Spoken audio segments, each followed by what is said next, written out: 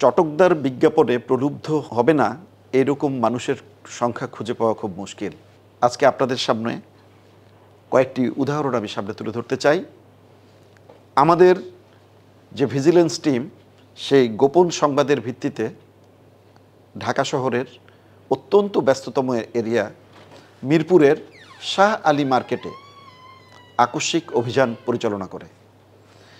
আপনারা দেখতে পাচ্ছেন টেবিলে বিভিন্ন নামি দামি চটকদার ছবি সম্পন্নিত, এগুলি কোনো ঔষধের প্যাকেট নয়, এগুলি প্রসাধনীর প্যাকেট। আমাদের মা বোনেরা প্রতিনিয়ত যে ধরনের পণ্যগুলো ব্যবহার করে থাকে তার মধ্যে বহুল প্রচলিত হোয়াইটেনিং ক্রিম। আজকে আমাদের সামনে যে পণ্যগুলো দেখছেন এই পণ্যগুলো অধিকাংশই হচ্ছে নিষিদ্ধ ঘোষিত পণ্য। এই যে লিফলেট, এই লিফলেটে আমরা ঠিক বাজার সার্ভেলেন্সের মাধ্যমে প্রায় 18টি ক্রিমকে আমরা নিষিদ্ধ ঘোষণা করেছিলাম। ব্ল্যাক পার্ল, এই যে দেখেন গ্লোরি, সিলিকা, ইলোরা, নাভিয়া, নামের সিমিলারিটি কত দেখেন, নাভিয়া। আরও দেখাই হোয়াইটেনিং ক্রিম, বায়োকস beauty cream, gold swan, bay flower. যে পণ্যগুলো সংগ্রহ করা হয়েছে এই পণ্যগুলো কিন্তু আমাদের ল্যাবে টেস্ট করা। ল্যাবে টেস্ট করে দেখা গিয়েছে মার্কারি এবং হাইড্রোকুইনিন, এই যে দুটো উপাদান যেটা মানব স্বাস্থ্যের জন্য অত্যন্ত ক্ষতিকর হয় যদি সেটা মাত্রাকে অতিক্রম করে যায়, সে ধরনের উপস্থিতি আমরা বা সেই উপাদানগুলোর আধিক্যতা অনেক বেশি আমরা পেয়েছি। আমরা এগুলি নিষিদ্ধ ঘোষণা করেছি। এই পণ্যগুলো কিভাবে আসে? এটা কি ইম্পোর্টেড আইটেম? যদি এটা ইম্পোর্ট করে এনে থাকে তাকে অবশ্যই আমরা পোর্টে আটকে দেব।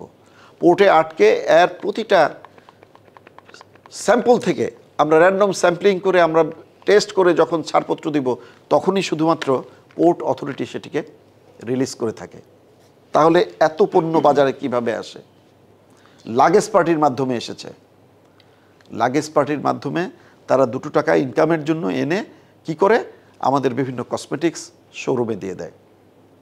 কসমেটিক্স বিক্রি হয় এরকম শোরুমে দেয়, সেখান থেকে যে আমাদের মা বোনেরা কিনে থাকে। আমরা স্বল্প টাকায় আমরা পণ্য কিনে চটকদার এই যে এই ধরনের অ্যাডভার্টাইজ দেখে আমরা কিনে ক্ষতিগ্রস্ত না হই সেদিকে সবাই লক্ষ্য রাখবেন। মানসম্মত পণ্যটা পেতে হলে অবশ্যই বিএসটি এর লোগোটি আছে কিনা সেটা দেখবেন। আমি ব্যবসায়ী ভাইদের প্রতি আমি অনুরোধ রাখব এবং ব্যর্থ কণ্ঠে বলতে চাই, আমরা যারা সৎ ব্যবসা করেন তাদের সপক্ষে আছি। যে সমস্ত ব্যবসায়ীরা সাধারণ জনগণকে নিয়ে খেলছেন, মুষ্টিমেয় লাভের জন্য মানুষকে প্রতারিত করছেন এবং এ ধরনের ফেক পণ্য তার দোকানে